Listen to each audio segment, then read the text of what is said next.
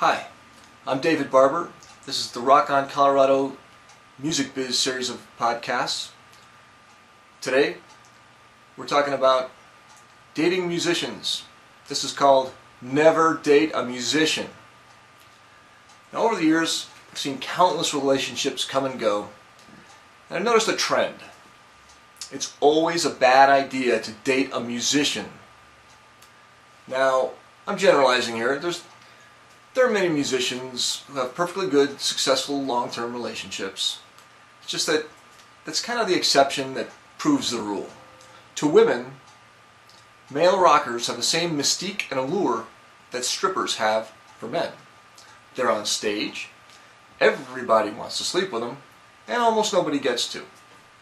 Indeed, the successful stage musician of either sex can take his or her pick of attractive young women in the crowd. This is part of the problem, and we'll explain it later.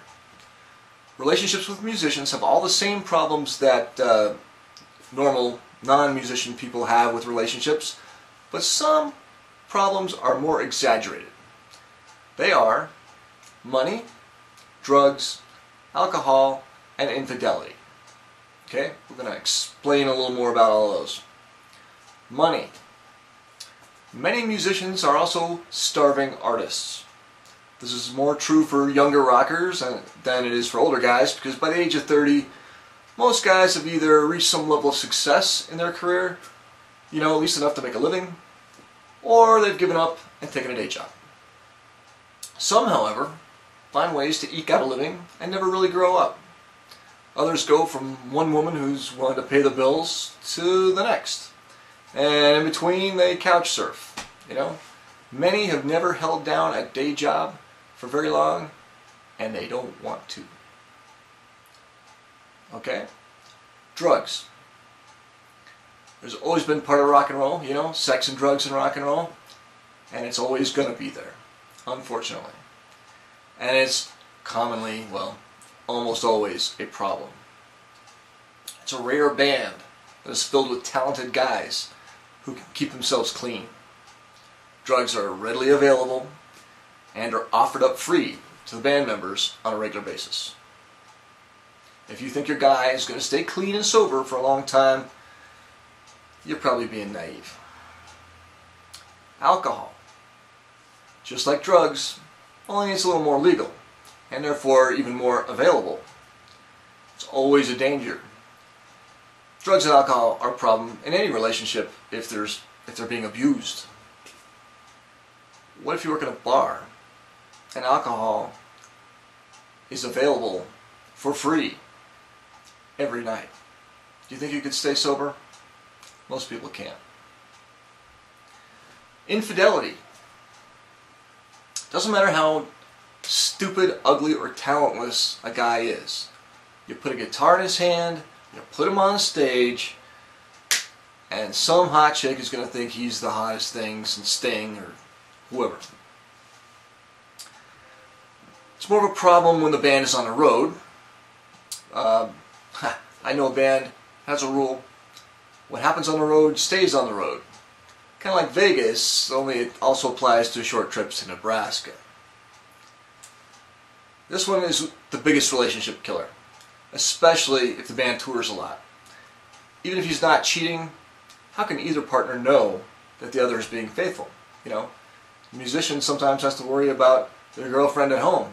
Maybe she's tired of waiting around for him and she's going to go sleep with some guy who's got a job. Who knows? An insecure spouse won't be able to handle the idea that part of her husband's job as a rock star is to flirt with beautiful young women in the hopes that they will buy CDs and come to the shows. It's part of the gig, and even if he's being perfectly faithful, it's hard for most wives to watch.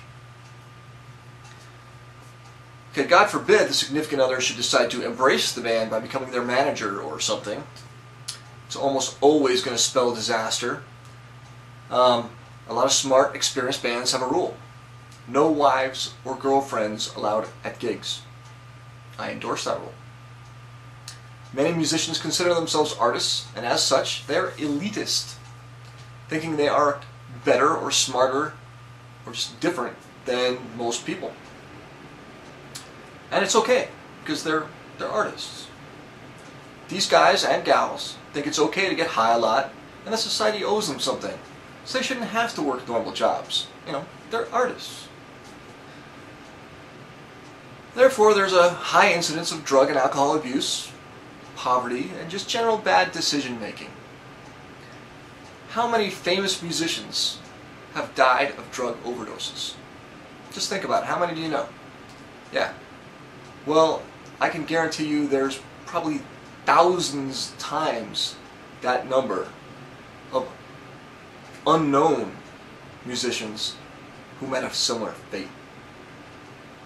And God forbid your artist should have the perception that his art is being rejected in some fashion.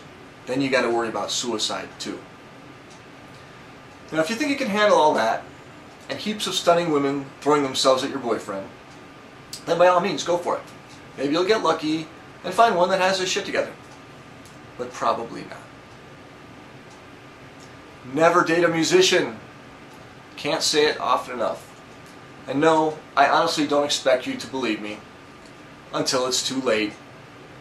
But please, try not to repeat your mistakes over and over again. This is where I usually provide a real-life example or two, but rather than tell a specific story, I'm just going to tell you how it usually goes. A male musician meets and marries some nice girl. You know, maybe they meet in college or high school even. And everything's cool. They get along great. Maybe even poop out a baby or two. And then he gets into that band. Just the right one. Where everything's going right and they need to tour. He goes on the road. And he's out in bumfuck nowhere. They've been on the road for weeks. He's horny, he's drunk, he's high, and this beautiful woman from who knows where just comes up and seduces him. Okay, he sleeps with her. You can pretty much guess what happens after that. Alright? Never date a musician. What are you, stupid?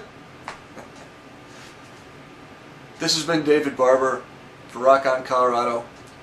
There's a whole lot more articles and podcasts at rockoncolorado.com. Thank you. Goodbye.